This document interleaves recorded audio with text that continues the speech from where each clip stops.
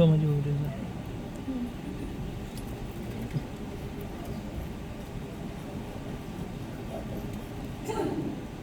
Kalau belum siap, saya lewatkan di komisi 2. Pak Fahrul Razi, kami persilakan mewakili Komite 1 pimpinan.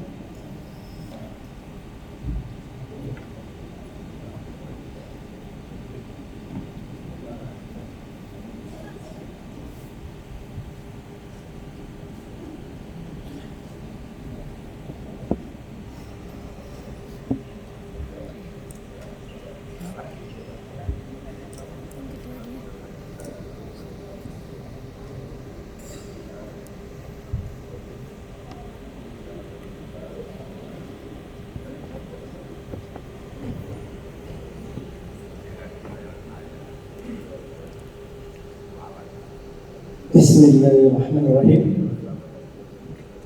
Laporan pelaksanaan tugas Komite 1 DPD RI masa sidang 2 tahun sidang 2019-2020 pada sidang paripurna ke-8 DPD RI Kamis 27 Februari 2020. Assalamualaikum warahmatullahi wabarakatuh. Salam sejahtera untuk kita semua, Om Swastiastu, salam kebajikan, namo buddhaya. Pimpinan DPD RI dan rekan-rekan anggota DPD RI yang terhormat, hadirin serta undangan yang berbahagia dan seluruh rakyat Indonesia yang kami cintai. Puji syukur kami panjatkan kehadirat Allah SWT, Tuhan yang Maha Kuasa, karena atas limpahan karunia-Nya kita dapat hadir dalam sidang paripurna DPD RI hari ini dalam keadaan sehat walafiat. Pada masa sidang 2 tahun sidang 2019-2020 ini, Komite 1 telah melakukan rangkaian program dan kegiatan sebagai bagian pelaksanaan tugas konstitusional yang kami emban. Tentunya dari keseluruhan program dan kegiatan tersebut didasarkan pada kebutuhan dan aspirasi yang berkembang di daerah. Hal ini merupakan wujud komitmen DPD, khususnya Komite 1, untuk berjuang bersama-sama bagi kemajuan, kesejahteraan, dan kemakmuran rakyat di daerah. Pimpinan dan anggota DPD RI yang terhormat, sebagaimana telah kami laporkan dalam sidang paripurna sebelumnya, bahwa dalam melaksanakan fungsi legislasi, Komite 1 telah menyusun rancangan undang-undang tentang perubahan ketiga atas Undang-Undang Nomor 1 Tahun 2015 tentang penetapan peraturan pemerintah pengganti Undang-Undang Nomor 1 Tahun 2014 tentang pemilihan gubernur, bupati, dan wali kota menjadi undang-undang atau undang-undang pilkada. Demikian halnya dalam rangka pelaksanaan fungsi pengawasan, Komite 1 telah melaksanakan serangkaian kegiatan pengawasan yang didasarkan pada realitas yang dipotret langsung pada saat reses maupun kegiatan-kegiatan DPD di daerah. Atas dasar tersebut, maka Komite 1 memutuskan untuk memfokuskan pada pengawasan atas pelaksanaan persiapan pemilihan kepala daerah atau pilkada serentak tahun 2020. Selain itu, pada masa sidang 2 ini, Komite 1 juga secara intensif melakukan pembahasan terhadap rencana pemerintah untuk melakukan pemindahan ibu kota negara, penyederhanaan birokrasi, serta merespon kegelisahan kepala daerah terkait dengan dinamika penegakan hukum di daerah dengan menginisiasi kegiatan seminar nasional dengan tema penegakan hukum dalam kerangka penyelenggaraan pemerintah daerah dan percepatan pembangunan daerah. Atas suksesnya kegiatan yang sudah kita laksanakan seminar nasional dan didukung oleh pimpinan DPD, mari kita berikan aplaus buat DPD kita semua. Terima kasih. Pimpinan dan anggota DPD RI yang terhormat, dalam kesempatan sidang paripurna ini kami akan menyampaikan beberapa perkembangan pelaksanaan tugas Komite 1 DPD pada masa sidang 2019-2020 sebagai berikut. A. Penyusunan rancangan undang-undang perubahan undang-undang pilkada. Pilkada langsung dilaksanakan sejak tanggal 1 Juni 2005 yang pada saat itu hampir 3 hari sekali pilkada digelar di sejumlah daerah otonom.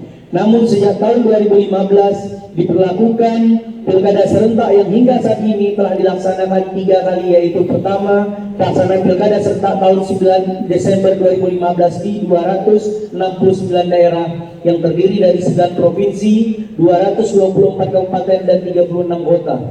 Kedua, pelaksanaan pilkada serentak tanggal 15 Februari 2017 di 101 daerah terdiri dari 7 provinsi, 76 kabupaten dan 18 kota.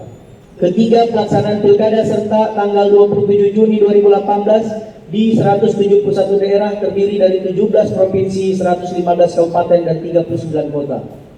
Dengan demikian, dalam kurun waktu 13 tahun 2005 sampai dengan 2018 telah berlangsung sebanyak 1.567 kali pilkada langsung, dan pada 23 September 2020 yang akan datang akan digelar pilkada serentak di 270 daerah menuju pilkada serentak nasional pada tahun 2024. Mencermati pelaksanaan pilkada selama ini berdasarkan ketentuan Undang-Undang Nomor 10 Tahun 2016, masih terdapat beberapa kendala dan masalah baik pada tahapan persiapan pilkada, penyelenggaraan pilkada maupun pasca pilkada.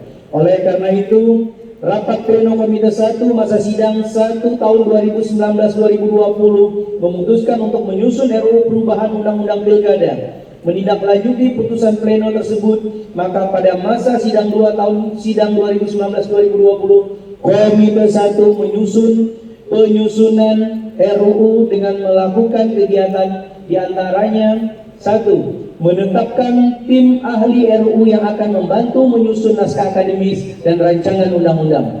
2. Melakukan kunjungan kerja dalam rangka menginventarisasi materi RUU perubahan Undang-Undang Pilkada ke 3 daerah, antara lain Provinsi Jambi, Provinsi Kalimantan Timur, dan Provinsi Sulawesi Utara.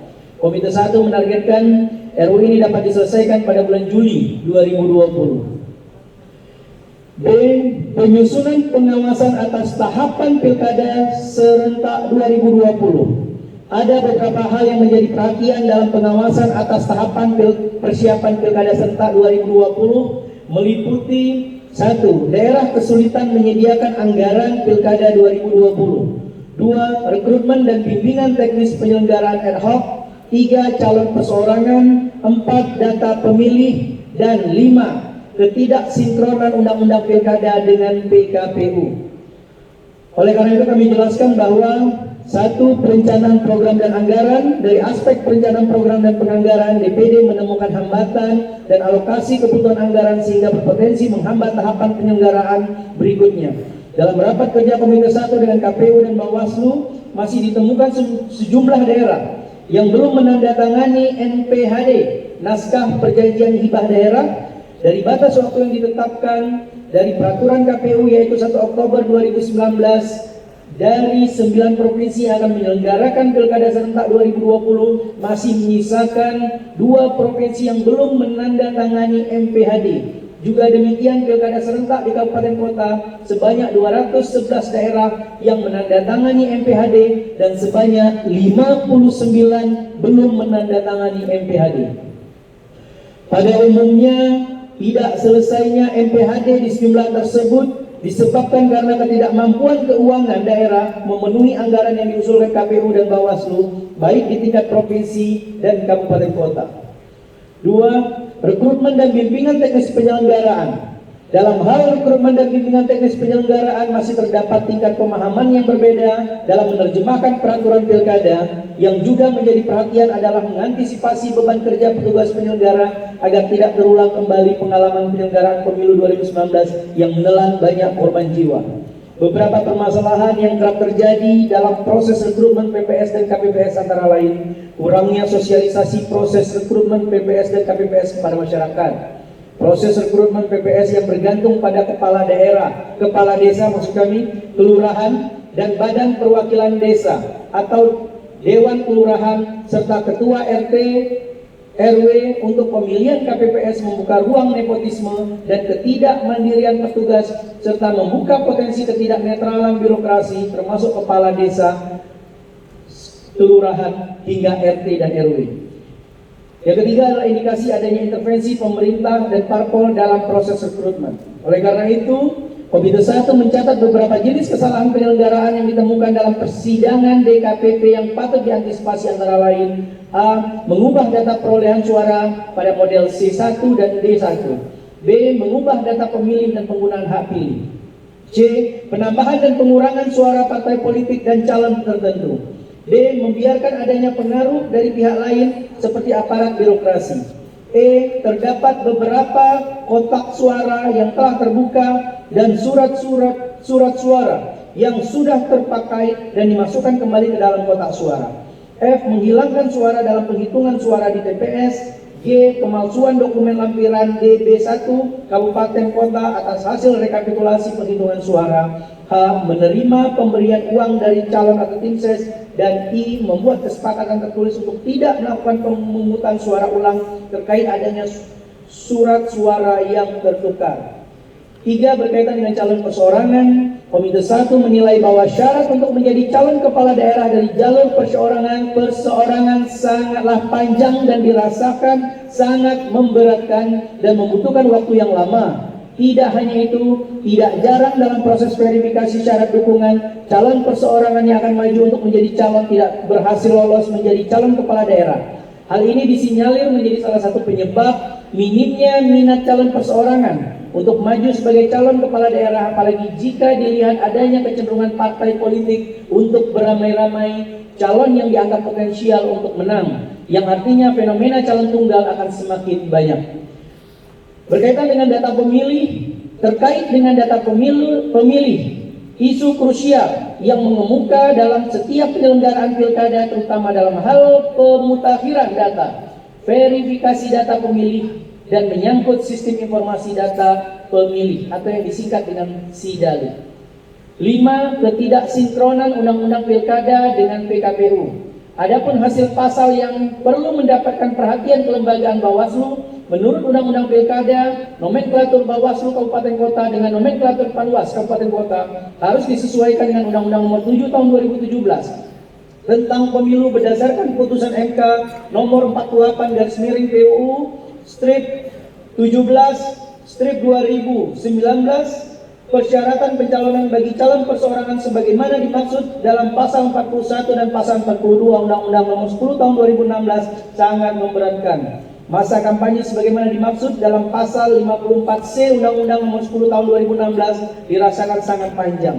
Pendanaan pilkada untuk dibiayai oleh APBD sebagaimana amanat pasal 166 ayat 1 Undang-Undang Nomor 10 Tahun 2016 dirasakan oleh daerah sangat memberatkan. Hal ini dikarenakan tidak semua daerah mempunyai kemampuan fiskal yang cukup. Pengunduran diri secara tertulis sebagai anggota Dewan Perwakilan Rakyat, anggota Dewan Perwakilan Daerah, dan anggota Dewan Perwakilan Rakyat Daerah sejak ditetapkan sebagai pasangan calon peserta pemilihan sebagaimana yang tertuang di dalam pasal 7 ayat 2 huruf S Undang-Undang Nomor 10 Tahun 2016. Dari uraian persoalan tersebut, maka pengawasan DPD RI merekomendasikan beberapa hal untuk menjadi perhatian dan ditindaklanjuti, antara lain: 1. Adanya daerah yang kesulitan dalam penganggaran Pilkada 2020. 2. Rekrutmen penyelenggaraan ad hoc masih bermasalah. 3. Syarat dan jangka waktu pencalonan menyulitkan bagi calon. 4. Validasi data pemilih belum menjamin validitas data pemilih. 5. Sinkronisasi antara Undang-Undang Pilkada dengan KPU, di mana mendorong pemerintah bersama dengan DPR RI untuk melakukan revisi Undang-Undang Nomor 10 Tahun 2006 dalam rangka perbaikan penyelenggaraan Pilkada serentak ke depan. Setelah Komite 1 melakukan serangkaian kegiatan pengawasan atas tahapan persiapan Pilkada serentak 2020 sebagaimana uraian di atas sesuai dengan amanat tata tertib DPD RI Nomor 2 Tahun 2019, maka Komite 1 meminta sidang paripurna hari ini meminta pengesahan atas hasil pengawasan sebagaimana dimaksud. Lampiran keputusan Dewan Perwakilan Daerah tentang hasil pengawasan Dewan Perwakilan Daerah Republik Indonesia atas tahapan persiapan pemilihan kepala daerah serentak tahun 2020 terlampir. C. Rencana pemindahan ibu kota negara. Dalam pidato kenegaraan di depan sidang MPR bulan Agustus tahun 2019, Presiden meminta izin untuk memindahkan ibu kota negara ke Kalimantan, tepatnya di Kalimantan, di Kabupaten Penajam Pasir Utara. Disampaikan Presiden waktu itu bahwa pemindahan ibu kota dimaksud untuk melakukan pemerataan dan keadilan ekonomi. Terhadap rencana pemindahan ibu kota tersebut, Komite 1 secara prinsip menyetujui dan mendukung. Namun demikian, Komite 1 menghimbau rencana tersebut tidak dilakukan dengan ketergesaan, namun perlu kiranya dilakukan perencanaan yang betul-betul matang, detail, terukur, dan terarah agar tujuan untuk membangun ibu kota yang menjadi simbol identitas dan kemajuan bangsa dapat tercapai. Komite 1 mencatat bahwa ada sejumlah persoalan krusial yang patut menjadi perhatian pemerintah yang potensial menghambat kebijakan pemindahan ibu kota tersebut, antara lain: 1. Pembiayaan dan beban anggaran. 2. Pemindahan ASN, aparatur sipil negara. 3. Pertanahan dan tata ruang. 4. Lingkungan hidup. 5. Perlindungan masyarakat adat. Dan 6. Regulasi.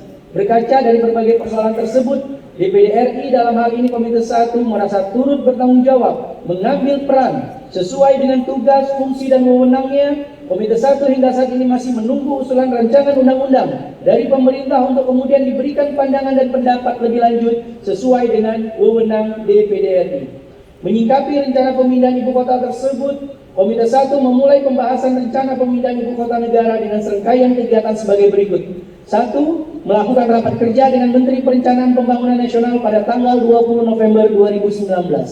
2. Melakukan rapat dengar pendapat atau RDP dengan Dr. Yayat Supriyatna, pakar tata ruang dan perkotaan dan Ikatan Ahli Perencanaan Indonesia pada tanggal 20 Januari 2020, dan melakukan rapat dengar pendapat umum dengan Dirjen Cipta Karya Kementerian PUPR dan Urban Plus pada tanggal 20 Januari 2020. Dalam masa persidangan yang akan datang, Komite 1 akan lebih melakukan pendalaman terhadap rencana pemindahan ibu kota negara ini, terutama terkait aspek hukum, sosiologis, dan pelibatan masyarakat dalam perencanaan maupun pelaksanaan pemindahan ibu kota negara. D. Pengawasan atas kebijakan penyederhanaan birokrasi. Rencana penyederhanaan birokrasi disampaikan Presiden pada sidang paripurna MPR tanggal 20 Oktober 2019 dengan memangkas jabatan struktural dan disederhanakan menjadi 2 level, Eselon 1 dan Eselon 2, dalam rangka meningkatkan efisiensi dan efektivitas pelayanan publik.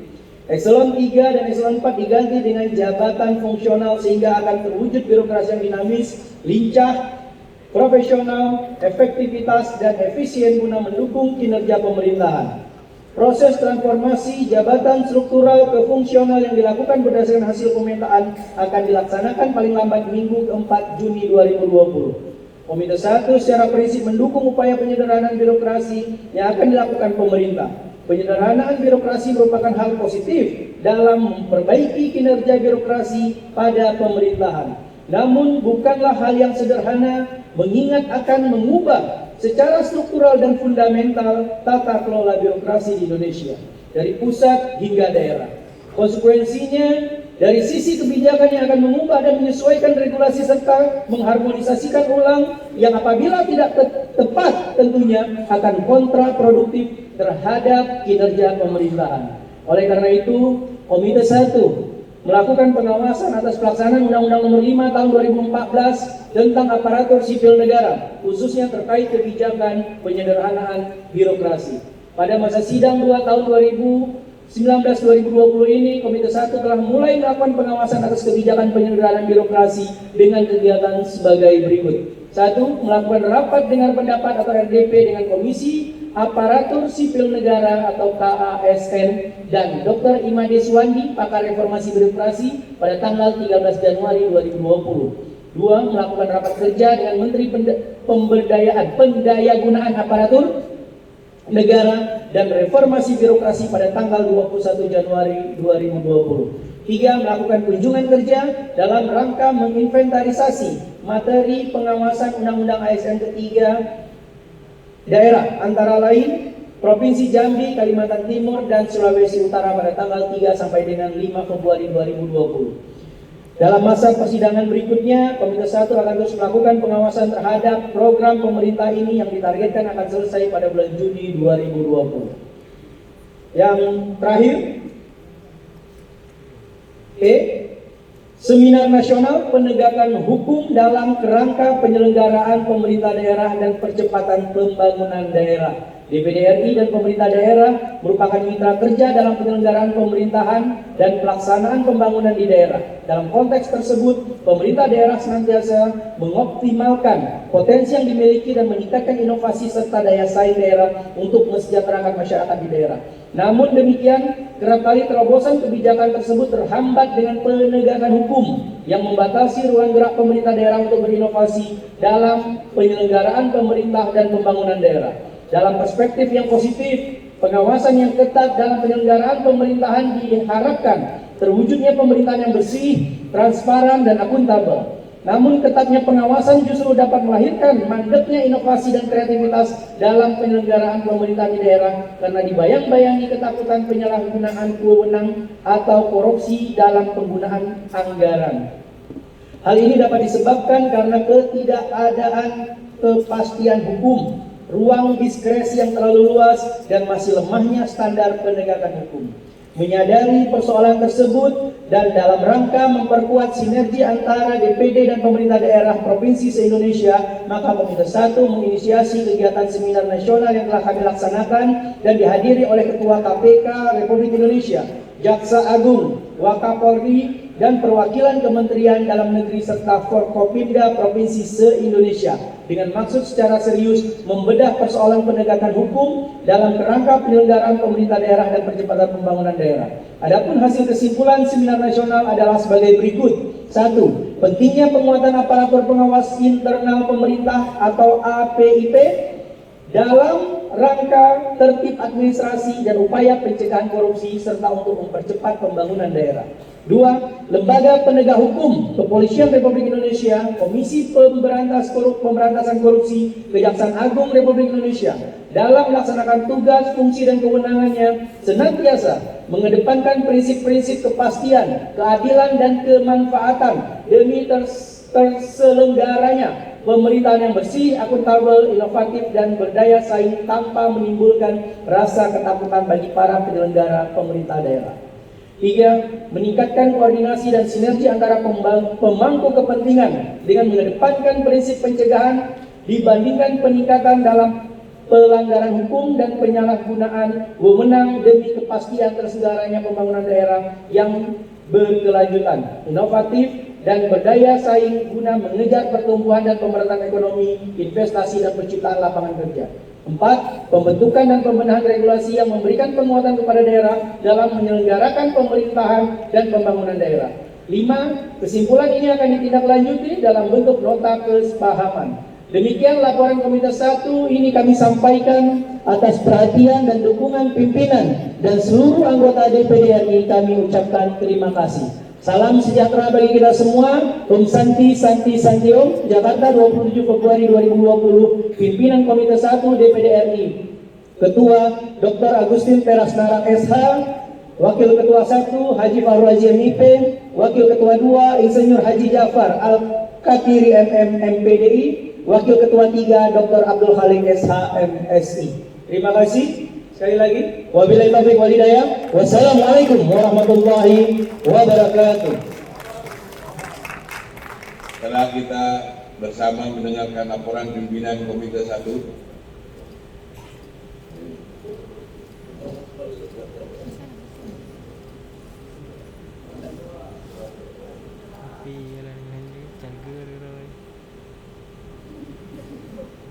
setelah kita mendengarkan laporan pimpinan Komite 1, apakah kita dapat menyetujui hasil pengawasan DPD RI atas tahapan persiapan pemilihan kepala daerah serentak 2020?